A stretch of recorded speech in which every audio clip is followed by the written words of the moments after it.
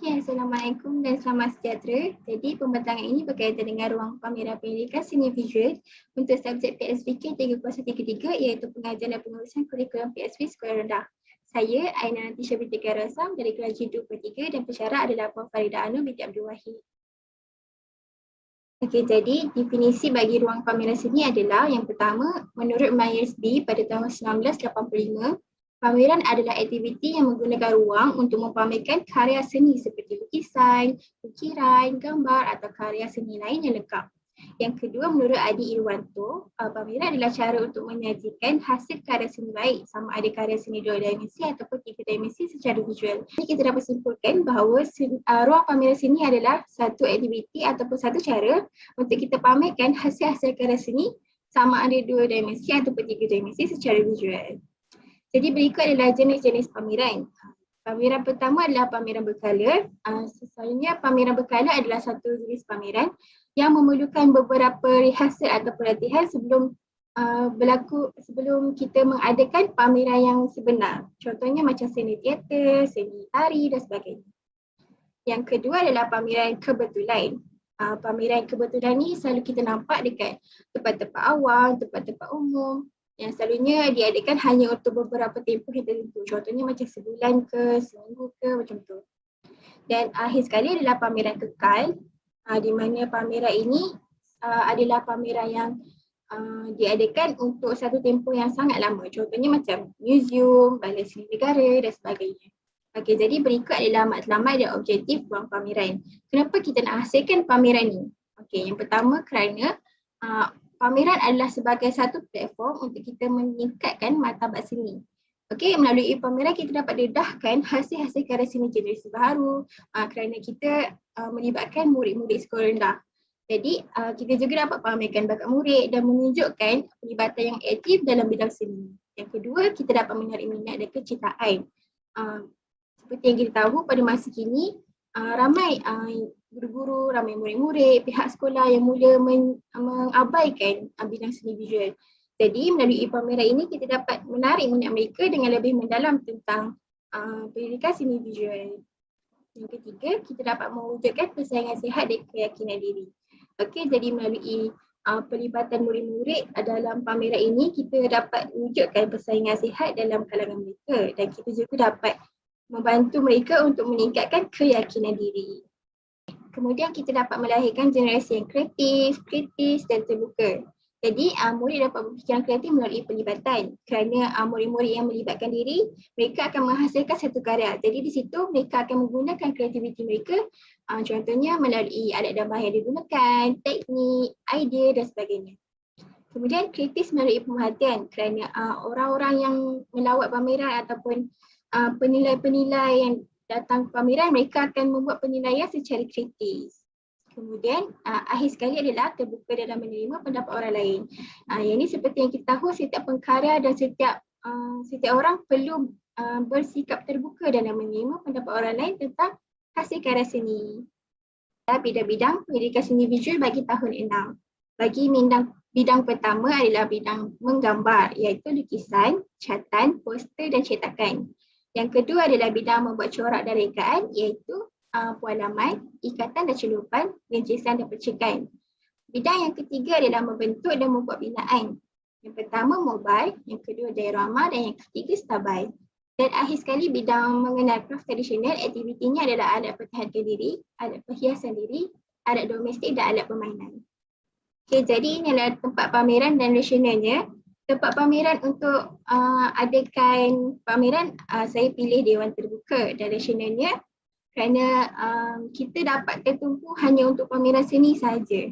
Okey, contoh kalau kita buat pameran dekat bilik darjah ataupun bilik PSV, dekat situ akan berlakunya aktiviti yang lain selain daripada aktiviti pameran. Contohnya aktiviti PDP, aktiviti perkumpulan dan sebagainya. Jadi pameran tidak seperti akan disingkirkanlah, akan diabai, murid-murid tidak fokus terhadap pameran tersebut. Begitu juga kalau kita buat pameran dekat kantin ke, dekat laluan sekolah ke, di mana berlaku banyak aktiviti lain. Jadi pameran seni tidak menjadi tumpuan kepada murid-murid. Okey, yang kedua adalah kedudukan strategik. kalau kita lihat gambar yang pertama, saya letakkan dewan terbuka tersebut di sekeliling blok-blok sekolah. Jadi di sini untuk setiap guru ataupun murid ataupun pelawat yang hendak masuk kelas, yang keluar daripada kelas, pergi bilik guru dan sebagainya, mereka akan melalui dewan terbuka ini. Jadi ia dapat menarik perhatian mereka lah untuk pergi ke pameran tersebut. Yang ketiga, mempunyai kapasiti pelawat yang ramai.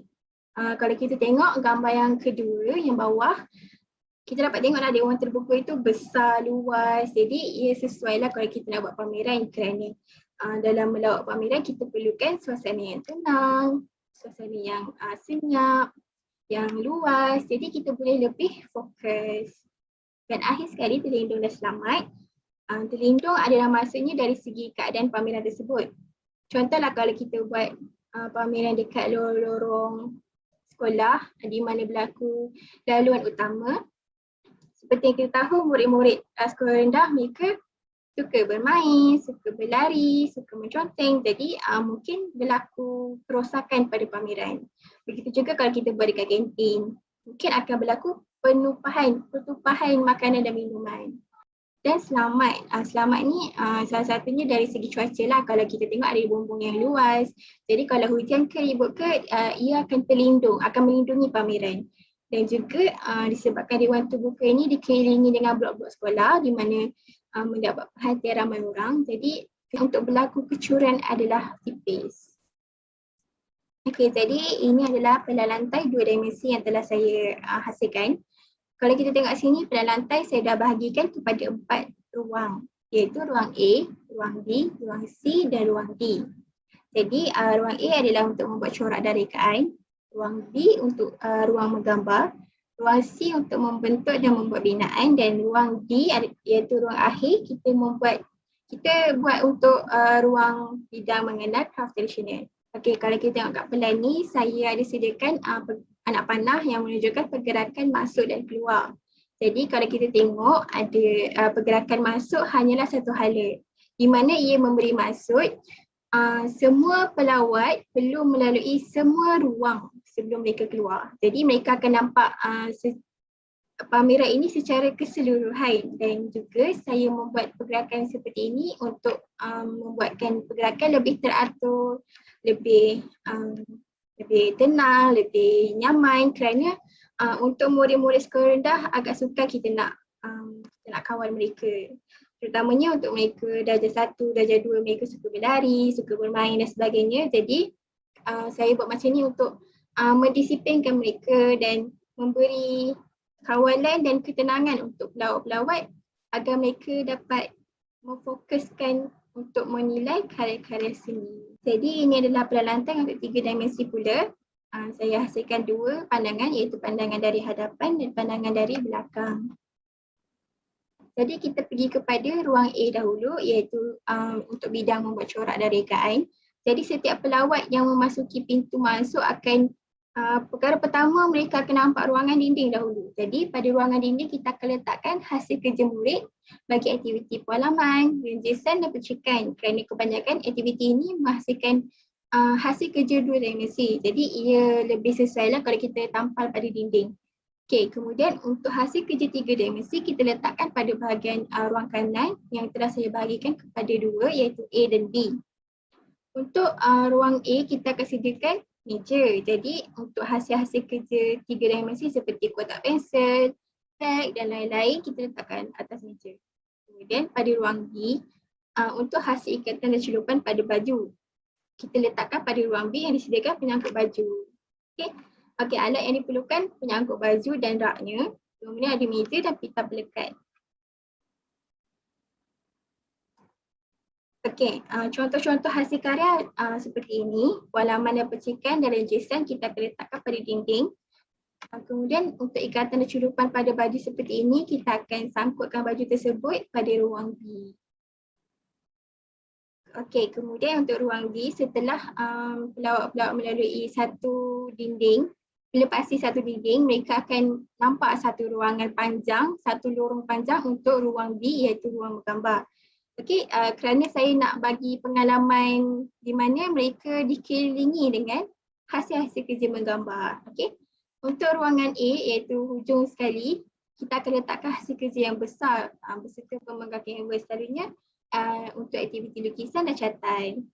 Okey, kemudian sepanjang dinding yang panjang ini pada bahagian kiri, kita akan letakkan hasil kerja murid iaitu poster. Okey, seperti yang kita tahu, poster adalah satu aktiviti yang paling disukai oleh murid-murid sekolah rendah. Jadi saya anggap pastinya ramai yang akan melibatkan diri dalam mempamerkan karya poster mereka. Jadi sepanjang dinding tersebut, kita bolehlah tampal hasil-hasil kerja murid yang berbagai tema, yang berbagai kreativiti, yang berbagai identiti dan sebagainya.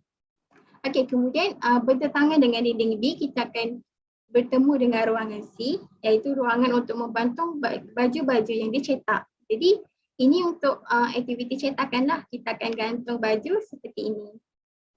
Seperti ini. Okey, jadi seterusnya kita pergi kepada ruang C, iaitu membentuk dan membuat binaan. Untuk ruang C ni saya telah bahagikan kepada dua. Pada ruangan A, kita akan letakkan binaan diorama di atas meja. Meja tersebut saya telah letakkan, maksudnya ia ditampal pada dinding meja tersebut sesuai dengan ketinggian pelawat dan murid-murid. Binaan diorama ini saya letakkan di atas meja kerana ia memerlukan tapak yang besar, luas, kerana ia satu binaan yang memerlukan ruang yang luas lah. Okay. Kemudian pada bahagian kiri, terdapat satu ruangan dinding yang luas, kita akan letakkan gantungan arca mobile. Kerana arca mobile adalah satu arca yang tergantung, jadi sesuailah kalau kita letakkan pada dinding. Okey, kemudian pada ruangan C kita akan letakkan binaan stabai dan arca. Seperti yang kita tengok, saya ada letakkan almari pameran, rak dinding dan sebagainya. Jadi kita elok kita letakkan arca-arca dan binaan stabai pada rak tersebut.